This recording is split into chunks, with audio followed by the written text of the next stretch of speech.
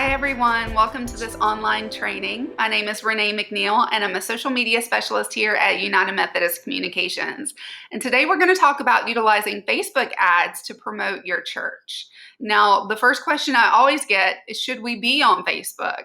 As a church, should we be there? And secondly, why ads? Can't we just post stuff on Facebook? So here I have some answers for you.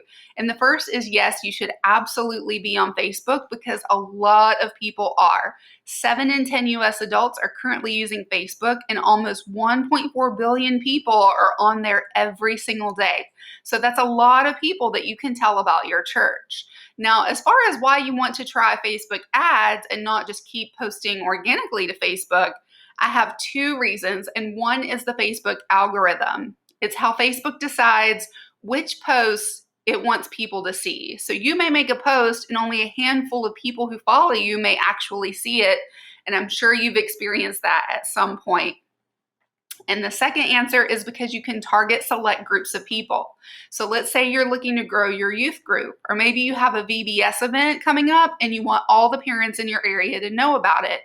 Or maybe you have a big fall event or your church services for Easter or Christmas, and you want to make sure that people in your community know about it.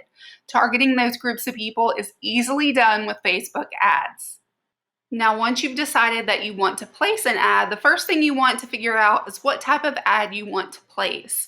So some of the ones that we recommend for churches are image ads, video poll ads, which are only seen on mobile, carousel ads, which is several pictures, and slideshow ads, which is some of your pictures made into a video.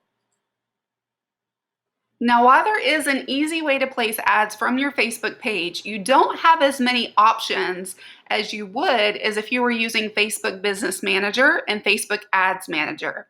So I highly recommend you use these and get comfortable using them because the option to post ads from your page directly may not always be there.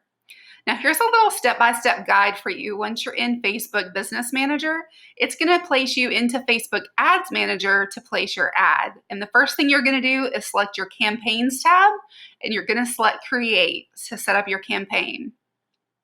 The next thing you're going to do is you're going to choose your objective. Now, I have a few that I suggest for churches, and this will show you kind of a brief explanation of what they are. The first one is brand awareness. It's how you can introduce your church to a whole new audience. Reach is where you're going to tell as many people possible about your church. Traffic is how much traffic you're sending to your church's website or your church's app. And engagement, where you're going to encourage your local audience to engage with your post. And then there's also video views if you're posting a video that you want to place as a Facebook ad.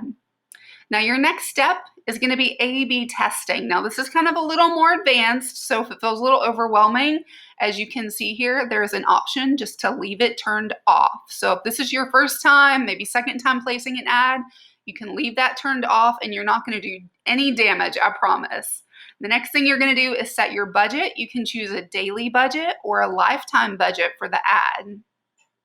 Your next step is to select the audience that you want this ad to go to. Now, see over there on the right-hand side, you have your little lever. And as always, red means no and green definitely means go. So when you're selecting your audience, the size, you want to make sure that you're staying within that green boundary because that's going to give you the best results on your ad. Now, the next option is for auto or manual placements. Now, I suggest leaving it on auto because this way Facebook is going to decide where they think your ad is going to most be seen. So they're going to place it in Instagram stories, Facebook Messenger, Facebook Marketplace. You can narrow that down in manual placements, but I suggest letting Facebook do auto placements and placing it where it best thinks it's going to be seen. And then you'll select your dates that your ad is going to run, and you'll set your spending limit for the ad. Now, your last step is you definitely want to make sure that you're on the right church. Now, if you're an admin for a couple different churches, this is very important. You may see a couple different options here, so you want to make sure you have the correct church selected. And then you're going to choose the format for your ad. So if you want a single image or if you want the carousel ad like we spoke about earlier, that's where you're going to select that. The next step is where you're going to select your media. So let's say you're placing an image ad. This is where you're going to pull up your image. Now it's very important that these images or videos have 20% or less text on them. Now, if you're like me and you're like, well, I can't really look at something and figure out if that's 20% or less, Facebook has this wonderful text overlay cheat sheet for us. You just put your picture in there and it will let you know if it's good to go or if you need to do some editing and take out some of the text. Then you're going to set up your traffic if you're utilizing trafficking to a website. So that's where you'll make those adjustments and use Facebook Pixel, again, if you're pushing to a website. And then you'll confirm your ad and you're good to go. Now, if you find this, like I said, a little too overwhelming, you can still place ads from your page directly. However, this option may not be around much longer. And the step-by-step directions are right there. You're going to start at your page's ad center, choose your type of ad, choose your audience, enter your headline and text, decide what your call of action is going to be, your duration, and your cost. And as you can see, that's just a fewer list of options than you would have had in Business Manager. Now, the last thing you want to do is go back and see if it worked. So let's say that you're running an ad for 1 week. You want to go back at the end of the week and see, did your total amount of investment in the ad divided by your total return come out well for your church? So in the example here, this is a small church with about 25 attendees each week. And we did an ad to gain followers for the page, and the ad gained 25 followers or 36 followers, and we spent $24.40. So for them, at 67 cents per like, they would consider this a win. Now, there are a couple other things you can look at. If you're pushing to a website, you want to look at your conversions.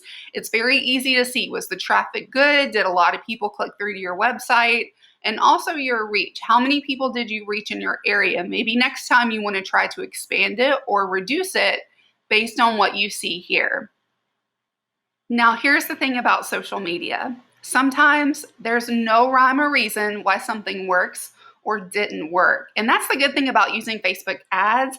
It's a little bit easier to get some more understanding about what worked and what didn't work. And then you can take these basics and apply them to your church in your area. So what works for a church in one area may not work for a church in another area. So it's always good to go in and run some ads and test that out. Now, there are some advanced options.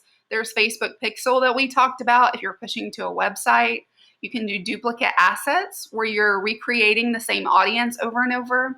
You can do A/B testing, which remember we said that you could leave it off, but if you want a little more advanced option, it gives you the ability to test different things like your creative, the photos that you're using, your audience, or maybe you want to just test different placements in your area. You can also compare different strategies. Now, you also have different abilities within Business Manager to do different things. And I highly recommend that you just try different things out because, like I said, what works one day may not work the next. We all know social media is a little finicky like that. Now, like I said, I work for the local church services team. I do social media. We have a graphic designer, a media buyer, and a web developer. And so we're always here to help you out. And today we're going to give you a little extra help.